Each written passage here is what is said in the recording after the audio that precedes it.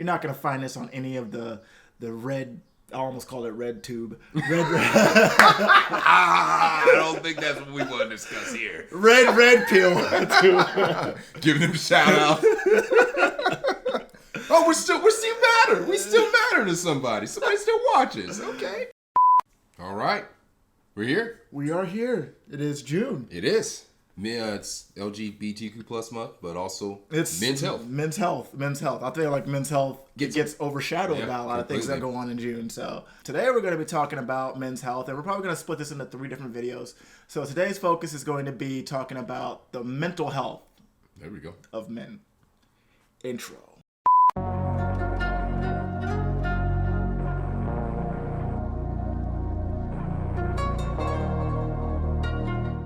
So I feel like when it comes to mental health in men, with mental health being a bigger focus in recent years, of course, that's definitely something that men as a whole, we don't really focus on. Yeah, we neglect it. It's something that's overlooked with us ourselves, and like you said, I think COVID definitely made that even more prevalent, especially with the isolation, people keeping to themselves or immediate group, I guess I should say.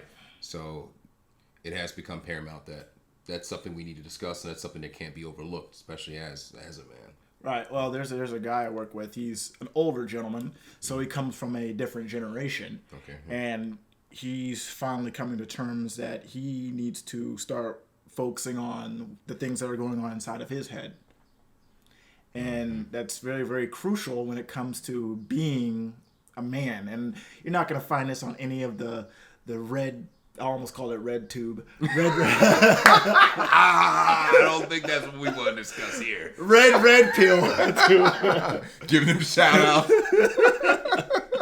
Oh, we still matter. We still matter to somebody. Somebody still watches. Okay. Oh man. Nah, but I feel like a lot of things that are going on up here, we need to be more cognizant of it. Of course. I know during 2020, I developed a lot of anxiety. Because I work around a lot of people, and when you have a pandemic where it's as contagious as they said it was, then, anxiety was through the roof for a lot of things. Okay. And then, of course, with that came a little bit of depression, and it was a tough year, and it's kind of one of those things that hasn't really gone away. No. So I know it lurks there in the background. Of course, and shoot, who's to say nothing else doesn't happen to, Right. Swing us right back the other way. Not saying that maybe the lockdown would be the best measure, right? Reaction to it. But I think that during all that, I found it. I mean, I enjoyed it writing. I like being alone anyway. Yeah. So that's my preference, and I've worked on it. It did the opposite for me, but I also learned that I need to do better about connecting with people. I'm very good about letting people detaching and not caring too much about people. But I am finding out, especially just like you're doing different business ventures. You need people. You're not an island. You need people. We need people. And it's okay as a man to admit when you need help.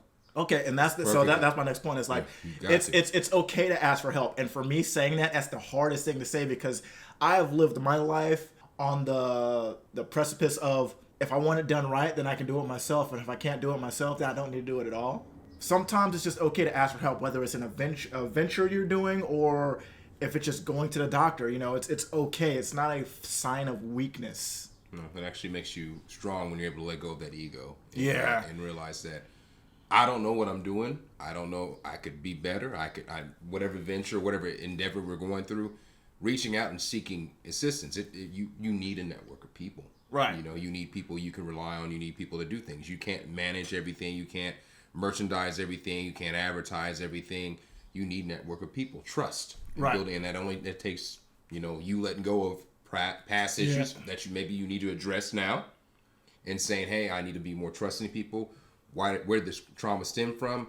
You're not responsible for your trauma, but I need to figure out a way to do things in a more appropriate manner. But society teaches us a part of being a man is to have that ego. We have to be so hardcore in masculinity. You have to be steadfast, stoic.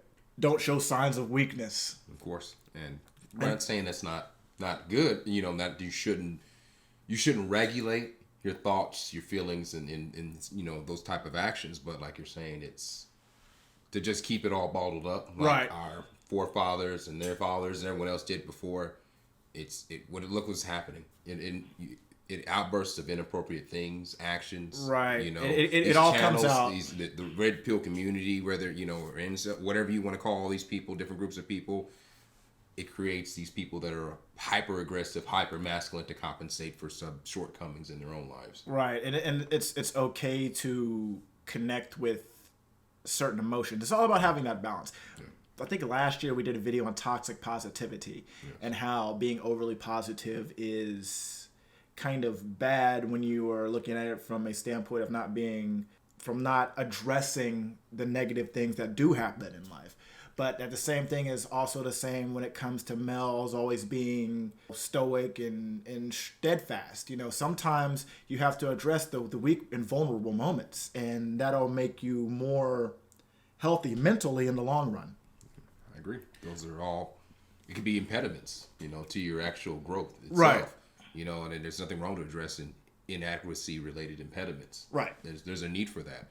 And sometimes could be an example of this could be, maybe you're working on a project and things you're not getting the right ideas. Maybe whatever thing you can't do right now. Right. You can either decide that I pause this for a second, let me figure out these resources, or move on to something different for right now. Right. Because that's a good sign of mental hygiene is to do something instead. To, you know, and divert your attention. And that's kind of my next point is.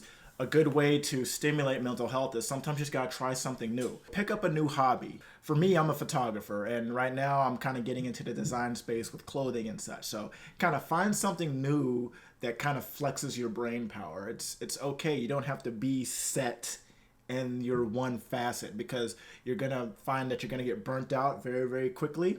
And that's the thing. People don't like to address that they get burnt out on things. Of course. And that's one thing 2020 taught me is that, man, burnout is real. Yes, it is. So challenging yourself, that's the biggest thing. Yeah. Especially as a man, you have to challenge yourself.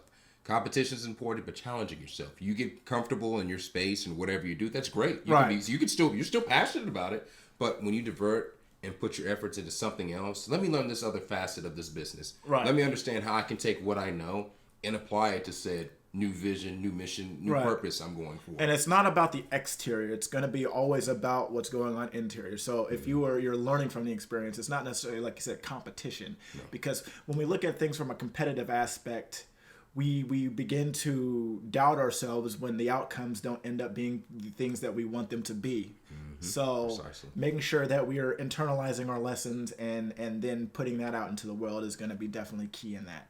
Absolutely. And when competing, inherently as human beings, I mean, most people, you get on social media, what do? You're comparing, you're watching. Right. And you can't compare your journey to somebody else's. The best approach you can do is, like Jordan Peterson said, is compare yourself from the day previous.